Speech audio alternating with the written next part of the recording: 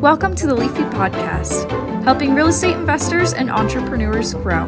Say hello to your hosts, Jennifer Goglorick and Brian Price, founders of Leafy Legal Services, teaching you how to protect your assets, grow your business, and manage your wealth. Let's start the show. Hi, everyone. Welcome to Leafy Podcast. Thank you so much for joining us today.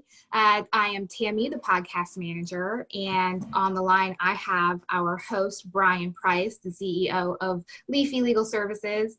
And today we're going to do things a little bit different. We actually don't have a guest, so it's just going to be Brian and I. And we're going to be talking about a couple of different interesting topics. And first, we were going to start with unpopular opinions. And Yes. So Brian had a really good one that we were talking about yesterday. So we thought this would be an excellent idea to talk about on the show. So Brian, go ahead. All right, awesome. So yeah, things are a little different today. It's funny because when we first started the podcast, we thought, oh, we do some of these, but Tammy's been so amazing in getting podcast guests. We've never done this. So now we decided, let's do one now. And so here we are. So, but yeah, first of all, we want to talk about some of the unpopular opinions. And one we kind of first came to mind was this whole thing of the laptop lifestyle, which, a lot of people kind of dove into. A lot of us now are working from home or on Zoom and things like that. And I've been working virtually for, almost 10 years now. And I can tell you for a fact that the laptop lifestyle is a bunch of BS. So, and the reason for that is that, there's work actually involved. A lot of times you can go to a coffee shop or something like that, but try to get on a phone call at a Starbucks. Have you ever been to a Starbucks and actually seen anybody get anything done? I mean, Tammy, you've probably been to a Starbucks. I mean, it's noisy. There's everybody's around. It's, They it's the turn on the internet's grinder to make a frappuccino, and it's like, Yeah. oh, cold, please. Yeah, they have blenders, cappuccino makers, and, frothing machines. They all are making all this noise. So it's like, how are you supposed to get anything done, there? Mm-hmm. And, so there's that. And then there's like, oh, you can sit on the beach all day. Well, I mean, I guess if you live on the beach, it may be easier. But yeah, your Wi-Fi, I mean, you're going to have your little hotspot on your phone and things like that. And so I found it hilarious because everybody wants this whole laptop lifestyle. But, to run a real business, in an active business, you really actually have to be pretty engaged with it on a regular basis with staff members and other things that are going on. And so, all of these quote unquote gurus keep telling you, oh, you can have this lifestyle. You just have to buy my coaching package for, X amount of dollars, usually $10,000 or whatever. And so they're living the laptop lifestyle because you paid them to be there. But that doesn't last all that long. Mm-hmm. So yeah. So, when it comes to, having a business and growing it and things like that, the real thing you want to do is realize you're going to be involved with that quite a bit. And so the idea is to get into something that you actually are able to spend the time and energy into that you enjoy. At Leafy Legal, I mean, we all get along well, we work together well, and it's a lot of work. I mean, doing the podcast and stuff takes work too. And, but we enjoy it, we enjoy the time doing things and such. And that's really what you want to do, and realize you're going to spend the time and energy to be able to have to do that kind of thing. So Tammy, do you have anything to add to that? I do. So a couple of things that you mentioned about like being out on the beach or being by a pool and having your laptop, and you're thinking how wonderful that sounds and all, but like first it's getting hot, and then your equipment is shutting down because of the heat, especially if you live in like a warm place like, Florida, and Brian's out in California, Jennifer is in Texas. So we all have that hot climate. And I can tell you from experience, I've had my phone on the beach and within 2 minutes it shuts down because it's too hot. So a lot of times like technology and trying to work from your phone or on the beach and all of that. It doesn't work out the way you think it would in your head when you're imagining it. And so there's always that to consider. And like Brian said, like there's lots that you have to think about. There's, like email follow-ups, and then like, if you're putting together different copy that you want to send to your customers or to your email list and everything, like there's a lot of thought that goes behind that. And then hiring people, that's another unpopular opinion from me, is that like if you are going to hire anybody to assist you and everything, you really have to get references for people and actually try to follow up with those and find qualified people on like Upwork or any of those different platforms. But you really have to be cognizant and on top of who you hire, because being in like the laptop lifestyle or working from home, it sometimes is very, like people get distracted, or they, everyone has different little things that they can use as an excuse when they're at their home, or, like you're not face to face dealing with someone. So a lot of times you send someone something to do, and then you find out 3 or 4 days later when you check in with them that it wasn't done because they had a question for you, but they never asked the question. So they're just waiting around for you.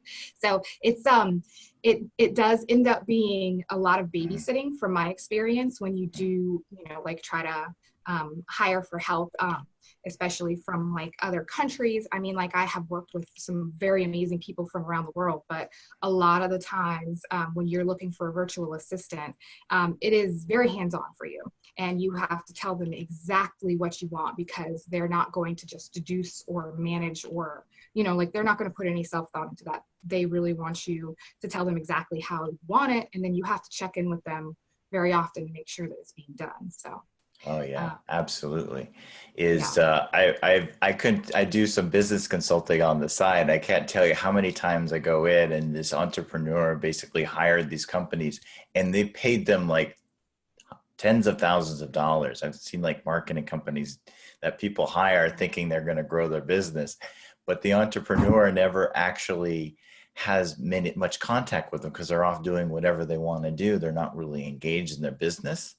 And then I come on board and all of a sudden it's like, oh, I'm so glad you're here because we've been trying to get a hold of him for weeks and he hasn't responded. And so it's so true. When you're hiring someone, you actually have to, work with them. It's not like they know what to do. They instantly won't magically know what the right thing is, especially for like a virtual assistant. That they need a direction. Some people need specific direction depending upon what type of worker you're hiring. But even a high level consultant or something like that, you're going to have to interface with them, have regular meetings with them.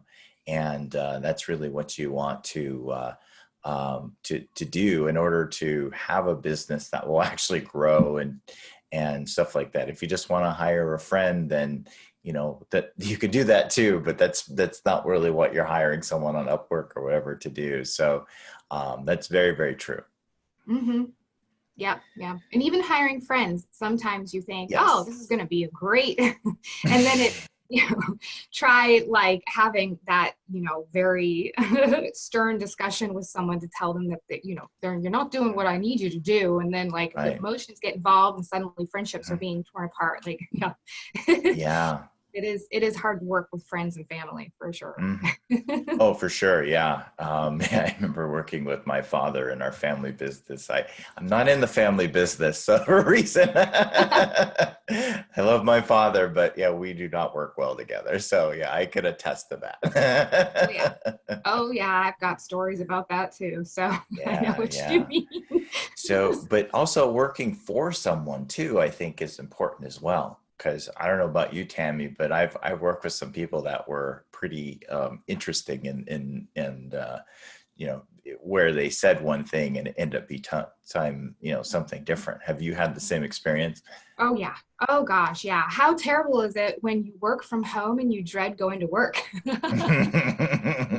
Because you can never leave. I once had employer that was around the world from me. So it was like 12 hours difference, and I would be pinged at like 3 o'clock in the morning, him looking for stuff, and having to like wake up and like turn right on and get into meetings and stuff. And it got to the point where I had to, I had to find other employment because I couldn't handle it anymore. Like, Yeah.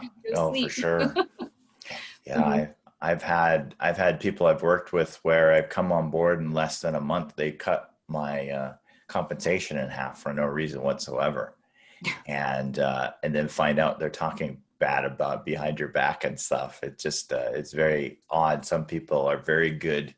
And, you think you ask the right questions, but a lot of times you have to kind of vet them out and see, who they are as a person behind the scenes as their real character. Because you find a lot of people, especially people that are, these, I keep calling gurus, but people that are, have a lot of social pull, or they do a lot of speaking or something like that. Sometimes the person on stage is a difference than who they are behind the scenes. And you really got to find ways to find out who they truly are in the day-to-day working for them. So, if you're looking to work with someone or working for someone, it's really important to try to figure that out, because they can put on everybody in an interview is putting on their best face, but so is the interviewee as well, or the interviewer is putting on their best face too. So you really want to try to ask questions that really understand what they expect of you and get the day-to-day. And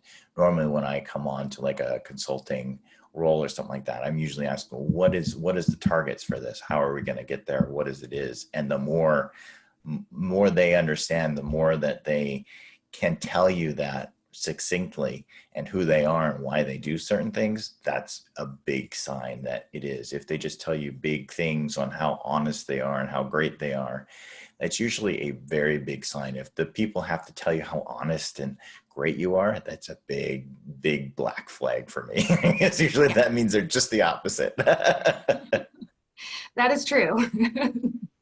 Yep. And also, signing like a non-compete when you first start working with someone, I would highly advise holding off on that, at least for like the 90-day review or something, to make sure that, like you said, people are who they say they are, and actually treat their employees like they treat everyone and their clients that you're seeing them talking at the front of the room like. So, because though non-competes are very hard to enforce. I have to say that. So from a legal perspective, since we are Leafy Legal, it's really hard to enforce that, especially unless you are in like a high, like a C-suite level position in a publicly traded company, then it's highly enforceable.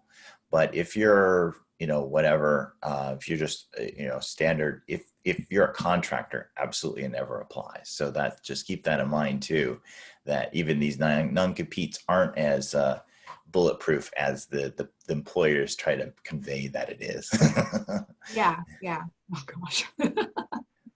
That is a good point too. Yeah. And I know like picking up small jobs, if you do start working from home and you become an independent contractor, and you pick up little jobs along the way, like you make friends with people, and then they ask you like, hey, you have 5 hours a week to do this for me or that for me. Make sure, even if it's like non-binding or anything, just to have like written and signed by both parties, like exactly what is expected. Because a lot of the time you'll, like agree to something and then suddenly it rolls into something else, and you're just kind of like stuck like, oh, well, I don't, like that's something I'm not comfortable doing. And, even just having something written, like each party has to give a 2 weeks notice, just something so that you know exactly what is expected from them. And because it gets, when someone just asks you to pick up a couple hours, or it's like, oh, I'll invoice you for, the amount of time that I spend on your account or what have you, like just having everything in writing and like actually speaking through the details, because you just never know what someone's really thinking and what to expect. And sometimes it'll get you in a really compromising, awkward situation or scenario if you don't at least sit down and kind of get that done each time. So it's something to consider, just, Yeah. even writing out ahead of time, just so that someone knows exactly what to expect from you. Like, I can Right. only work these hours, or don't rely on me to know when I'm going to be online and working. Like, like there's all kinds of different scenarios. So hmm it is definitely something to think about too. Yeah, absolutely. And as an employer too, it's the same thing, is the more you can help someone know how they be successful. And the thing is, if you ever read like the book Top Grading and things like that, is they talk about having clear expectations, because A players like to beat expectations. But if you don't have expectations, an A player can't play their A game because they have no idea what you want fully. Mhm. So that's the other side of it too, is it helps them, to your actual A players, to play their A game versus maybe their B or C game, because they're just confused and they have no Yeah. idea what to do. Yeah, that's so true. And then become like overwhelmed, and then Mhm. they are afraid to Yep. come to you because they don't want to Yep. disappoint you, and they're not really clear on Yeah. what to do. So mhm, Yeah, that is very true. that's one of my big things actually, when things go wrong, what to do when things go wrong. And I always find that this is mostly the employer's fault when things go wrong, because what happens is, and I've seen so many entrepreneurs, basically when things go wrong, they get mad, they start pointing fingers and blaming everybody and yelling. And all that does is essentially tell your workers is never bring me bad news. Yeah, yeah. And then you will never hear bad news until something absolutely blows up in your face.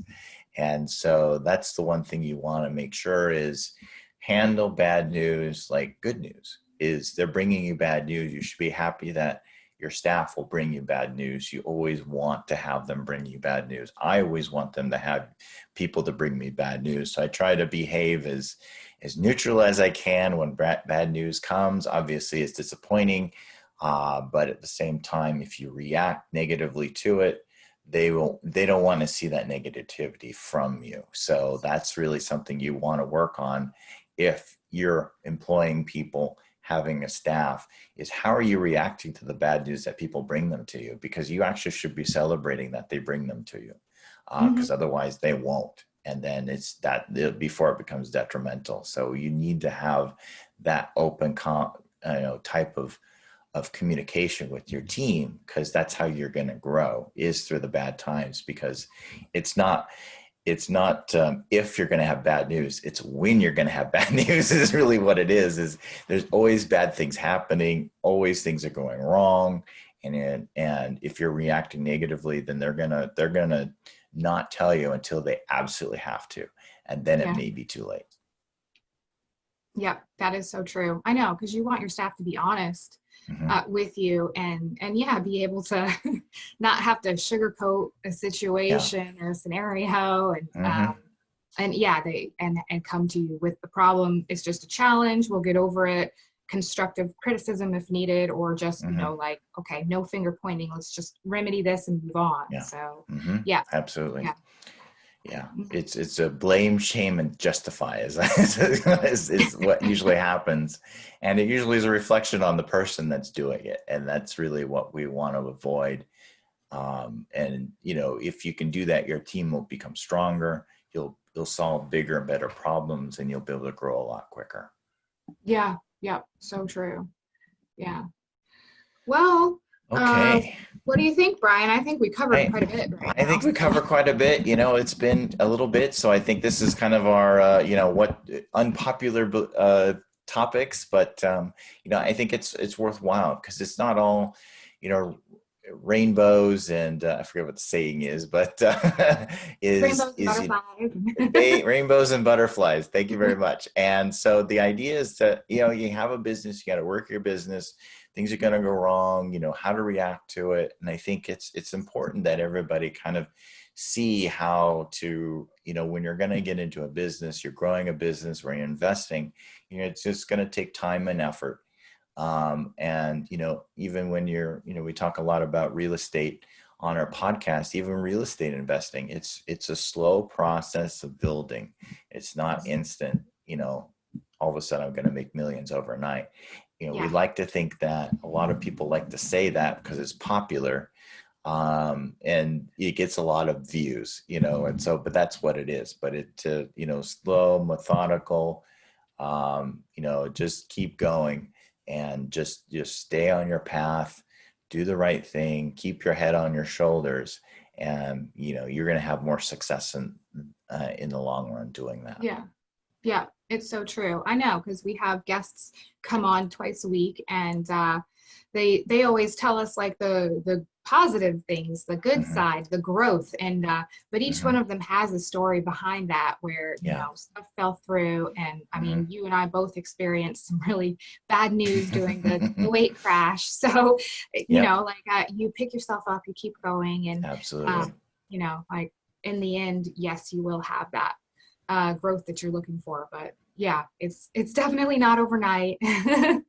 And mailbox money is just that. It's you can't quit your job right away and just expect to become a multimillionaire. It just doesn't happen like that. So don't let the gurus fool you, because there's plenty of them out there that say that. So absolutely. Yeah, Henry Ford always says is most people don't become rich because it comes in overalls and looks like work. Yeah. I think that's kind of how he said it. It's probably not exact. You can look it up, but the idea is that to be successful, you have to work for it, and it takes time and effort, but it's worth it. It totally is worth it. So, keep at it, keep going. Try to avoid as many pitfalls as you can, but realize every pitfall is there for you to learn and grow and become a better investor and entrepreneur. Yeah. And that's how it happens, is you just kind of learn from your mistakes and you move on, and, so, all right. Well, thank you again, Brian, for joining today. And we will have more for you next time. And look us up. We are at Leafy Legal on all of the podcast platforms and social media. So if you have any questions for us, or you have any really great topics you would like us to cover, or would like to become a guest on the show, please email me. It's Tammy, Tammy, at leafylegalservices.com. So we will see you next time. And thank you again, Brian. So all right. Bye for now, everybody. Thanks. Have a great day.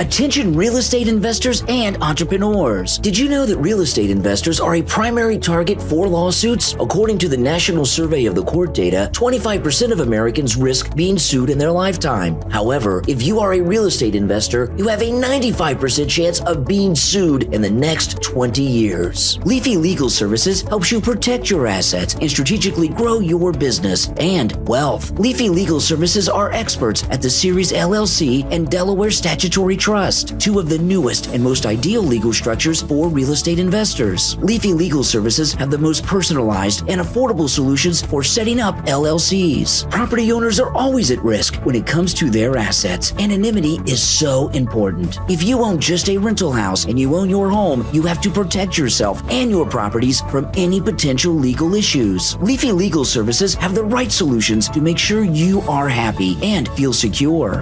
They offer cost-effective documentation that suits their clients' needs. For a free consultation and ebook, visit leafylegalservices.com. They are waiting to hear from you. leafylegalservices.com. Follow us on Facebook, Twitter, and Instagram. Don't wait. Take action now. LeafyLegalServices.com. Protect your assets, grow your business, and manage your wealth.